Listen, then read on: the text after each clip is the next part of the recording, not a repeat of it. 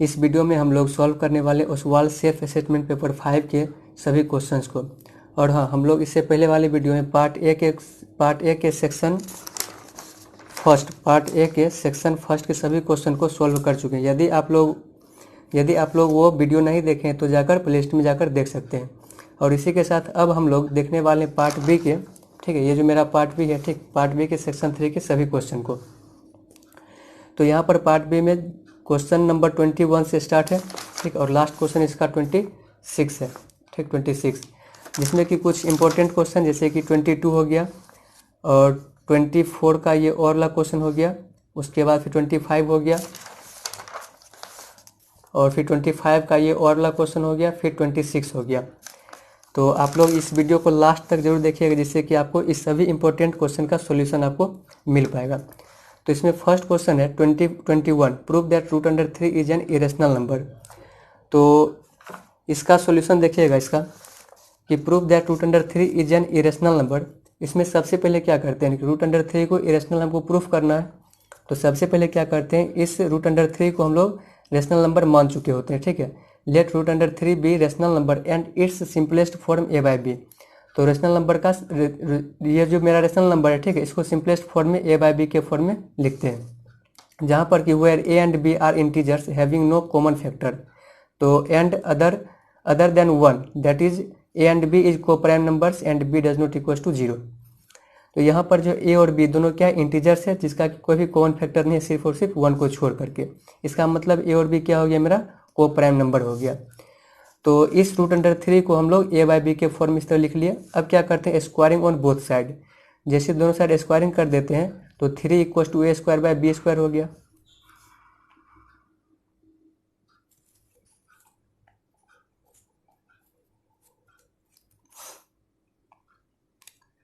और अब उसके बाद इसको क्रॉस मल्टीप्लिकेशन कर देते हैं तो 3b square equal to A square आ जाता है। तो इसका मतलब समझिएगा, 3b square equal to A square आया है, तो इसका मतलब समझिएगा। तो इसका मतलब ये हुआ कि इस ए स्क्वायर को 3 डिवाइड कर रहा है, ठीक है। जैसे कि यहाँ पर क्या है, b square, 3b square equal to A square है, तो इसको हम लोग लिख सकते हैं b square equal to A square by 3। इसका मतलब क्या हो गया कि यहाँ पर ये जो बी स्क्वायर आया है वो ए स्क्वायर में 3 से डिवाइड करने के बाद आया है। इसी को हम लोग क्या लिखें, it means 3 divides A square. जब 3 डिवाइड कर रहा है स्क्वायर को, दैट इज 3 आल्सो डिवाइड ए। जैसे कि देखिएगा, अगर मान लीजिए मेरे पास 10 का स्क्वायर है, तो इस 10 के स्क्वायर को डिवाइड कर रहा है 2 से, ठीक, यानी कि ये 100/2 हो गया। तो जब इसके स्क्वायर को 2 से डिवाइड हो रहा है, इसका स्क्वायर जब 2 से डिवाइड हो रहा है, तो ऑब्वियसली 10 भी क्या होगा, 2 से डिवाइड होगा।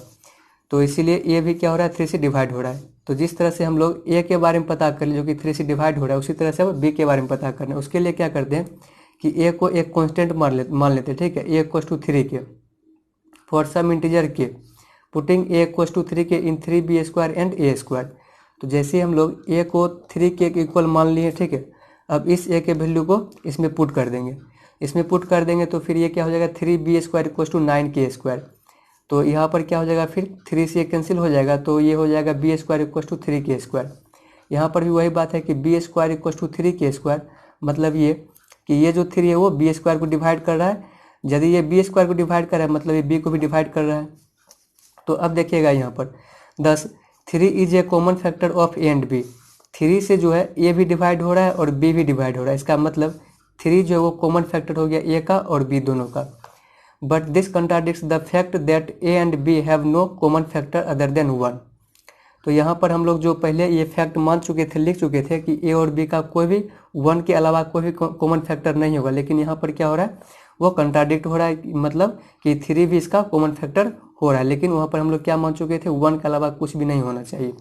तो the contradiction arises by assuming that root under 3 is rational number, therefore root under 3 क्या हो जाएगा मेरा, ये इरेशनल नंबर हो जाएगा, ठीक है। तो यही रहा मेरा क्या, इसका solution, prove that root under 3 is an irrational number का। तो नेक्स्ट क्वेश्चन नंबर होगा मेरा 22। तो इस 22 क्वेश्चन नंबर में क्या करा, in figure common tangent A B and C D to the two circles with center O1 and O2 intersect at E। Prove that A B equal to C D. यहाँ पर हम लोग क्या क्या proof करना है, ये ए बी जो है वो सी डी के इक्वल है, जबकि ये दे रखा है क्या, मतलब टेंजेंट ए बी है, टेंजेंट ए बी और सी डी दोनों सर्कल का टेंजेंट है। तो यहाँ पर ये प्रूफ कैसे होगा, देखिएगा हम लोग इस थ्योरम से जानते हैं, सिंस वी नो दैट, क्या जानते हैं हम लोग, since we know that the length of tangents drawn from an external point, ये हो गया मेरा एक्सटर्नल पॉइंट, ठीक, to a circle are equal, यानी कि इस मतलब किसी भी सर्कल के एक्सटर्नल पॉइंट से अगर हम दो टेंजेंट ड्रॉ करते हैं, दोनों आपस में क्या होता है, इक्वल होता है। तो यहाँ से इस सर्कल के लिए, फॉर सर्कल O1 के लिए लिख सकते हैं क्या, ए ई, ठीक है, यहाँ से एक्सटर्नल पॉइंट ये हो गया, ये external point E, A E equals to C, ये लिख दिए इसके लिए सर्कल O1 के लिए। तो यहाँ से हम लोग फिर इसके लिए क्या लिख सकते हैं, E B equals to E D लिख सकते हैं, ठीक है, ये हो गया मेरा ई बी और ये ई डी, एक्सटर्नल पॉइंट दोनों का सेम, कॉमन पॉइंट ये ही रहा। तो इसको हम बोल देते हैं इक्वेशन फर्स्ट और इसको इक्वेशन सेकेंड। हम लोग को प्रूफ क्या करना है, A B equals to C D, तो A B equals to C D हमको प्रूफ करना है। तो देखिएगा इसको यहाँ से क्या हो गया, ए बी जो हो गया वो क्या हो गया, ए ई प्लस ए बी, और सी डी क्या हो गया, सी ई प्लस ई डी। इसका मतलब यहाँ पर देखिएगा ए ई हो गया यहाँ से इतना, और ई बी जो कि यहाँ पर है, ठीक है, दोनों एल एच एस में है, और इधर से देखिए सी यहाँ पर है और इधर ई डी यहाँ पर है, ठीक। तो इसको क्या कर, दोनों इक्वेशन को ऐड कर देंगे, ठीक, तो दोनों इक्वेशन को ऐड कर देंगे तो यहाँ से ये क्या आ जाएगा, यहाँ से आ जाएगा ये ए ई, तो पहले एल एच एस ऐड होगा तो ए ई प्लस ए बी हो जाएगा equals to C E plus E D हो जाएगा। तो ए ई प्लस ए बी कितना हो रहा है, ये A B equals to C plus E D, ये भी कितना हो रहा है, ई सी डी हो रहा है ये, ठीक है, ये कितना हो रहा है, सी डी हो रहा है। तो यही हम लोग को क्या करना था, प्रूफ करना था, A B equals to C D, हो गया प्रूव्ड। नेक्स्ट है question, an observer 1.7 metre tall is 20√3 metre away from a tower, ठीक, एक ऑब्जर्वर जिसका कि हाइट कितना है 1.7 मीटर और is 2√3 metre away from a tower, उससे जो है 2√3 मीटर के दूरी पर एक टावर है। The angle of elevation from the eye of observer to the top of the tower is 30 degree, elevation angle दे रखा है कितना, 30 degree. Find the height of the tower, तब जाकर हमको क्या फाइंड करना है, टावर का हाइट। तो देखिएगा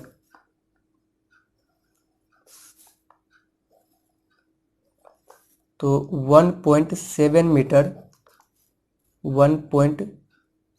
मीटर के हाइट का एक ऑब्जर्वर है, ठीक, और इसके यहाँ से 20√3 मीटर के डिस्टेंस पर एक टावर यहाँ पर है, कुछ इस तरह से हो गया टावर, और इसके जो है मतलब आई से एलिवेशन एंगल बन रहा है कितना, टावर के टॉप तक का कितना एलिवेशन एंगल बन रहा है, 30 डिग्री। तो 30 डिग्री बन रहा है, तो एलिवेशन एंगल कुछ इस तरह से बनेगा, ये हो गया इसके पैरेलल एक लाइन, और ये हो गया यहाँ पर कितना, 30 डिग्री एलिवेशन एंगल। तो इसका नेमिंग कर देते हैं, ये बोल देते हैं ये बी हो गया और ये सी और ये डी, ठीक है। और क्या दे रखा है यहाँ पर 20√3, चलिए हो गया। तो अगर ये 20√3 है तो ये भी कितना हो जाएगा 20√3। तो एंगल जो बन रहा है वो इस ट्रायंगल में बन रहा है, इसका नाम देते हैं A B C D E. तो ये जो 30 डिग्री एंगल बन रहा है वो ए डी ई ट्रायंगल में बन रहा है। तो इसी ट्रायंगल हम लोग चलेंगे तो क्या यूज करते हैं, tan 30 डिग्री। तो tan 30 degree equals to P by B. तो पी यहाँ पर क्या हो जाएगा, ए बाय, इसको हाइट मान लेते हैं एच, यहाँ से लेकर के सिर्फ इतना हाइट एच मान लेते हैं, ठीक। और ये कितना दे रखा है 1.7 मीटर, ठीक, इतना ये दोनों ये डिस्टेंस क्या होगा, आपस में इक्वल होगा। तो ए बाय 20√3 हो गया ये। तो 10√3 का वैल्यू कितना 1/√3 इक्वस टू ए बाय 20√3। तो ये दोनों आपस में क्या हो जाएगा, कैंसिल हो जाएगा। तो बचा क्या 1 इक्वस टू ए अपॉन 20। तो क्रॉस मल्टीप्लिकेशन करेंगे तो ए इक्वस टू 20। तो यहाँ से ये जो ए आ गया वो कितना आ गया 20। ए मीन्स क्या, हाइट एच, इतना दूर ये क्या आ गया 20 मीटर आ गया। लेकिन हमसे वो क्या पूछ रहा है कि हाइट ऑफ टावर, ठीक है, find the height of the tower पूछा जा रहा है, ठीक है, find the height of the tower. तो टावर का जो हाइट है वो ए बी है, टावर का हाइट क्या है ए बी, ये टोटल हाइट है। तो इतना क्या आ गया 20 मीटर। अब पहले से इसका जो हाइट है, ठीक है, ये जो हाइट कितना है वो 1.7 है। तो height of the tower equals to 20 plus 1.7, तो ये आ गया 21.7 metre. Question number 24, evaluate tan square 30 degree into sine 30 degree plus cos 60 degree into sine square 90 degree into tan square 60 degree minus 2 tan 45 degree into cos square 0 degree into sine 90 degree. तो इसका value find करना है, तो ten 30 का value put कर देंगे sign 30 का। तो ये क्वेश्चन बहुत ईजी है, इसको सॉल्व करने का कोई भी जरूरी नहीं है, ठीक। अब है इसी में एक और क्वेश्चन है, ये क्वेश्चन बहुत ही इंपॉर्टेंट है, ठीक है। इसको हम लोग लास्ट में देखते हैं, ये जितना भी इंपॉर्टेंट क्वेश्चन होगा, ठीक है, उसको लास्ट में देखते हैं। और उसके बाद का भी क्वेश्चन जो कि इंपॉर्टेंट है, इसको भी लास्ट में देखते हैं, ठीक। तो अब ये भी दोनों क्वेश्चन इंपॉर्टेंट है, तो देख ही लेते हैं अब एक ही साथ दोनों क्वेश्चन, चारों क्वेश्चन को, ठीक। तो इसमें क्वेश्चन है, if a cos theta plus b sine theta equals to m, if a cos theta plus b sin theta equals to m and a sin theta minus b cos theta equals to n, then prove that m square plus n square equals to a square plus b square। तो इसको हम लोग पहले लिख लेते हैं। Question क्या है, m का वैल्यू है a cos theta plus b sin theta, और उसके बाद फिर n का वैल्यू है n equals to a cos theta A sine theta है, A sine theta minus B cos theta है। और उसके बाद हम लोग को फाइंड करना है इसमें एम स्क्वायर, प्रूफ करना है m square plus N square equals to A square plus B square. तो अब देखिएगा प्रूफ जो हम लोग को करना है वो m square plus N square. यहाँ पर ये एम का वैल्यू दे रखा है और ये एन का वैल्यू दे रखा है, तो उसके लिए क्या करते हैं, सबसे पहले एम स्क्वायर फाइंड करते हैं। तो यहाँ से एम स्क्वायर कैसे फाइंड होगा, यहाँ पर हम मेरे पास सिर्फ एम है, ऐसा करते बोथ साइड स्क्वायरिंग कर देते हैं, ठीक है। सिंस दे रखा है m equals to a cos theta plus b sine theta, तो इसको क्या करते हैं, स्क्वायरिंग ऑन बोथ साइड्स। ये हो जाएगा m square equals to a cos theta plus b sine theta का होल स्क्वायर, ठीक है। ये हो गया स्क्वायरिंग ऑन बोथ साइड।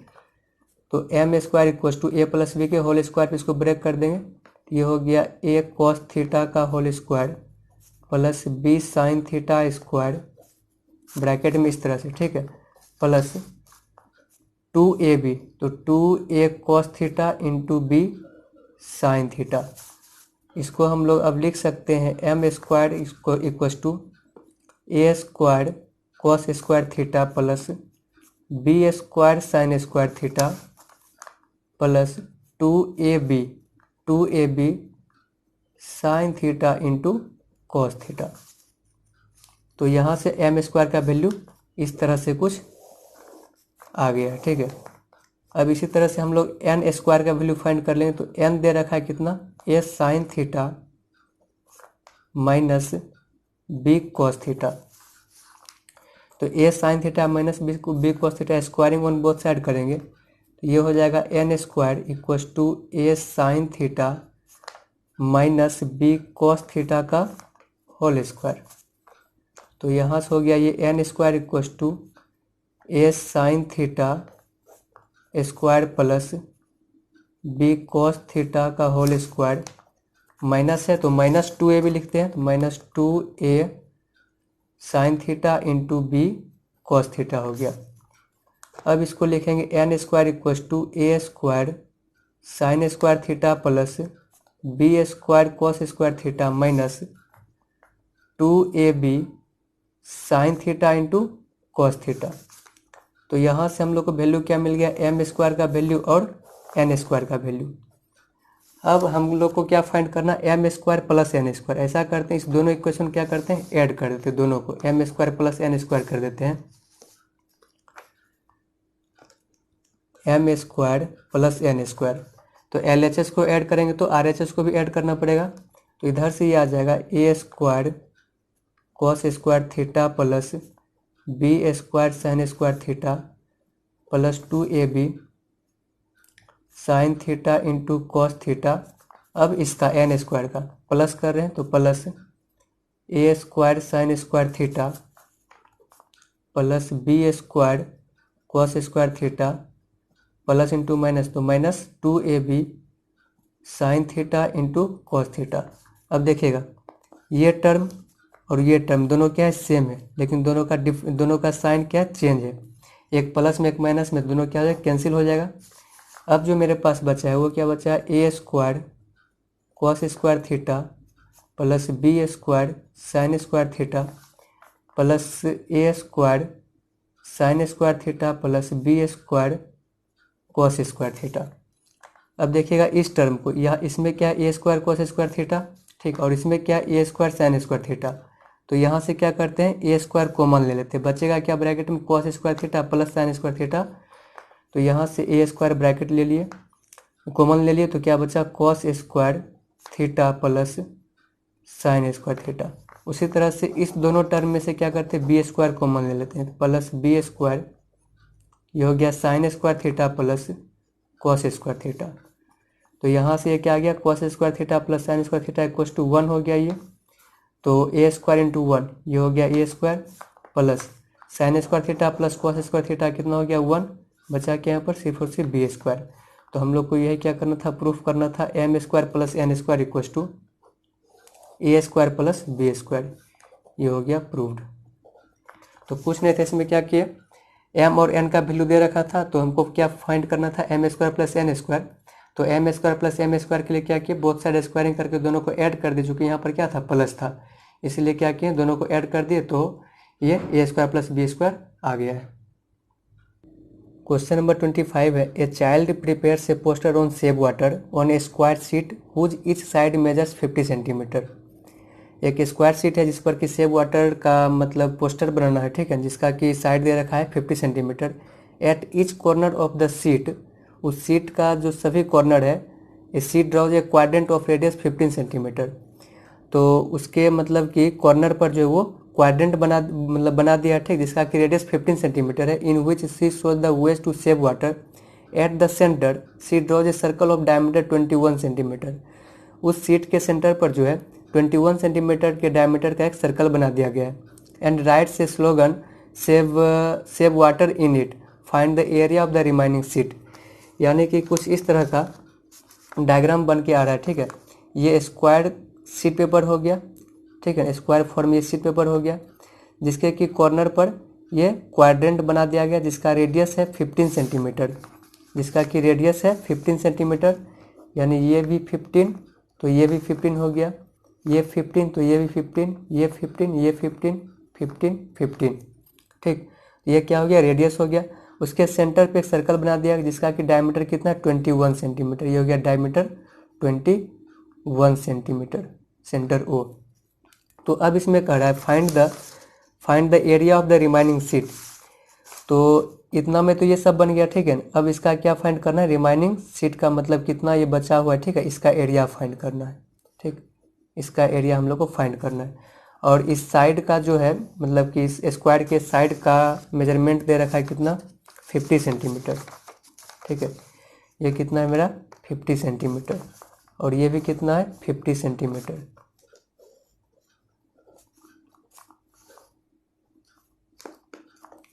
तब जाकर के हमको इसका एरिया फाइंड करना है। तो इसके लिए क्या करते हैं, सबसे पहले इस स्क्वायर का एरिया फाइंड कर लेते हैं, ठीक है, इस स्क्वायर का एरिया। तो area of square equals to side का स्क्वायर, यानी कि 15 का स्क्वायर, 50 का स्क्वायर, 50 दे रखा है, तो 50 का square equals to 250 100 centimetre square आ गया क्या, एरिया का स्क्वायर। इसमें से हम लोग को माइनस करना पड़ेगा इसका एरिया और इसका, यानी चारों क्वाड्रेंट का एरिया माइनस करना पड़ेगा, और साथ में सर्कल का एरिया माइनस कर देंगे तो रिमाइनिंग पोर्शन का एरिया आ जाएगा मेरे पास, ठीक है। तो उसके लिए सबसे पहले आप क्या करते हैं, एरिया ऑफ सर्कल फाइंड कर लेते हैं, ठीक। तो एरिया ऑफ सर्कल आ जाएगा पाई आर स्क्वायर। तो पाई 22/7 इंटू रेडियस, डायमीटर दे रखा है कितना, 21, तो 21 का हाफ इंटू 21.5। तो 2 से ये कैंसिल हो जाएगा 11 टाइम्स में, और 7 से ये 3 टाइम्स में, तो ये आ गया है 33 इंटू 21/2। इसको मल्टीप्लाई करते हैं तो ये आ जाएगा यहाँ से 33 इंटू 21, 33 66 39 69 693/2। इसको डिवाइड करेंगे 3 और ये 4 आ जाएगा और ये 6.5 सेंटीमीटर स्क्वायर। ये क्या आ गया? Area of circle. इस सर्कल का एरिया आ गया जो कि सेंटर में। अब एक क्वाड्रेंट का एरिया फाइंड कर लेते हैं, उसको 4 से मल्टीप्लाई कर देंगे, जो कि चारों यहाँ पर क्वाड्रेंट क्या वही सेम ही रेडियस का है। ठीक है, तो क्या करते हैं, area of one quadrant equals to 1/4 into pi r square, यानी कि 15 इंटू 15। तो एरिया ऑफ 4 क्वाड्रेंट क्या हो जाएगा? तो area of 4 quadrant equals to 4 into 1/4 into 22/7 into 15 into 15। ये 4 और 4 कैंसिल हो गया और मेरे पास कितना बच गया? ये 22, 15 इंटू 15 करेंगे तो ये हो गया 225/7। इसको मल्टीप्लाई करेंगे तो ये आ जाएगा 4950/7। इसको डिवाइड करने के बाद 707.14 सेंटीमीटर स्क्वायर आ रहा है। तो यहाँ पर जितना कुछ भी बना हुआ है शीट पेपर पर उसका एरिया हम लोग फाइंड कर लिए। तो ये जो स्क्वायर था, ठीक है, इसका एरिया फाइंड कर लिए। इसमें से हम लोग माइनस कर देते हैं इस चारों क्वाड्रेंट का एरिया और साथ ही सर्कल के एरिया को। Therefore area of the remaining sheet equals to area of square minus area of circle, bracket में यहाँ पर ब्रैकेट में area of circle plus area of 4 quadrant. तो एरिया ऑफ स्क्वायर आया था कितना? 2500। ये हो गया 2500 माइनस एरिया ऑफ सर्कल जो आया था, तो एरिया ऑफ सर्कल कितना आया था? 346.5 प्लस एरिया ऑफ 4 क्वाड्रेंट 707.14। तो इसको सॉल्व करने के बाद आ जा रहा है ये 2500 minus 10053.64।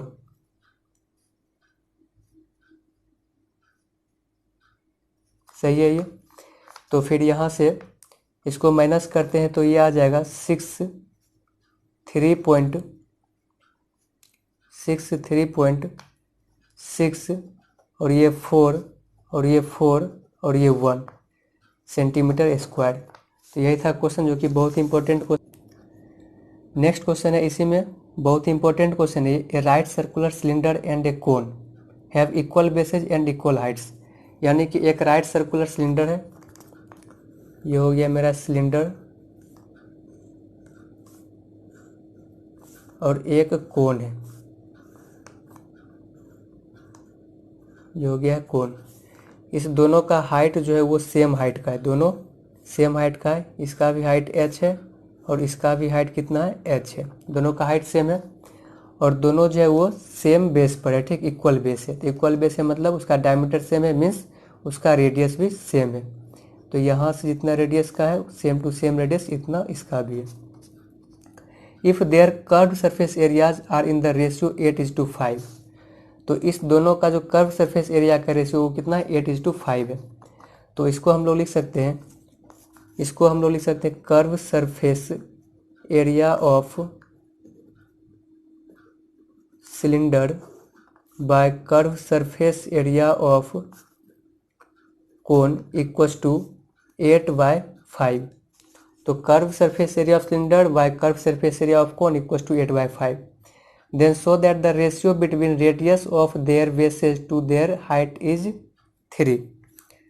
The ratio between radius, ठीक है, ratio between radius of their bases to their height यानी r/h इक्वल टू 3/4, ये हम लोग को प्रूफ करना है, ठीक है, r/h इक्वल टू 3/4 प्रूफ करना है। तो curve surface area of cylinder हम लोग जानते हैं कितना होता है 2πr/h, इसमें r आ गया है। कर्व सरफेस एरिया ऑफ कोन क्या होता है πr/l इक्वल टू 8/5 हो गया। ये यहाँ से 2π यहाँ से पाई और ये पाई और r के दोनों क्या हो गया कैंसिल हो गया, बचा क्या 2h/l इक्वल टू 8/5। अब यहाँ पर सोचने वाली बात है कि हमसे पूछा गया है r/h और यहाँ पर क्या रहा h/l, साथ में 2 भी है। तो ऐसा करते हैं कि l को जो है कन्वर्ट कर लेते हैं r और h में, ठीक है। तो हम लोग जानते हैं क्या l² equal to r² plus h² होता है। इट मीन्स कि l equal to √r² plus h² हो जाएगा। तो यहाँ पर अब हम लोग लिख सकते हैं कि 2h/√r² plus h² equal to 8/5।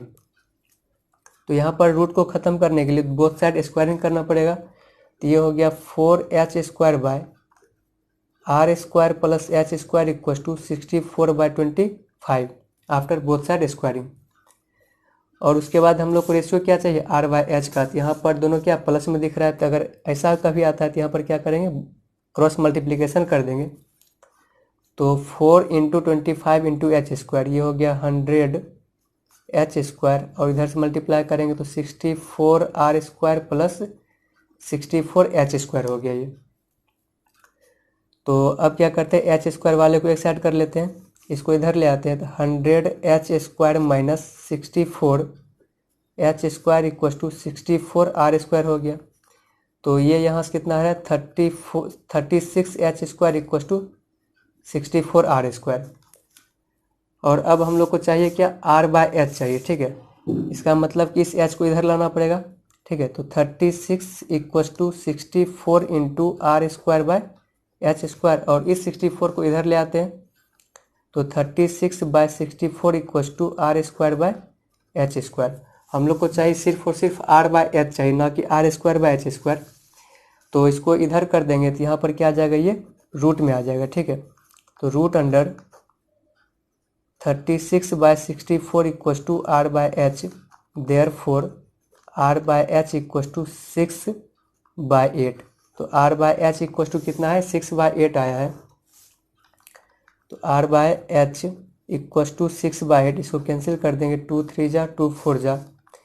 तो r/h equal to 3/4, that is r/h equal to 3/4। यही हम लोग को प्रूफ करना था जो कि आ गया, ठीक है। नेक्स्ट क्वेश्चन इसी में क्वेश्चन नंबर 26 जो कि बहुत ही इंपॉर्टेंट है। A die is thrown twice, एक डाई को 2 बार फेंका गया। Find the probability that 5 will come up at least once. Second है 5 will not come up either time, ठीक है। तो एक डाई को 2 बार फेंका गया, ठीक है। एक डाई में टोटल नंबर ऑफ फेस कितना होता है 6 होता है, ठीक है। 1 2 3 4 5 6 कुछ इस तरह से होता है।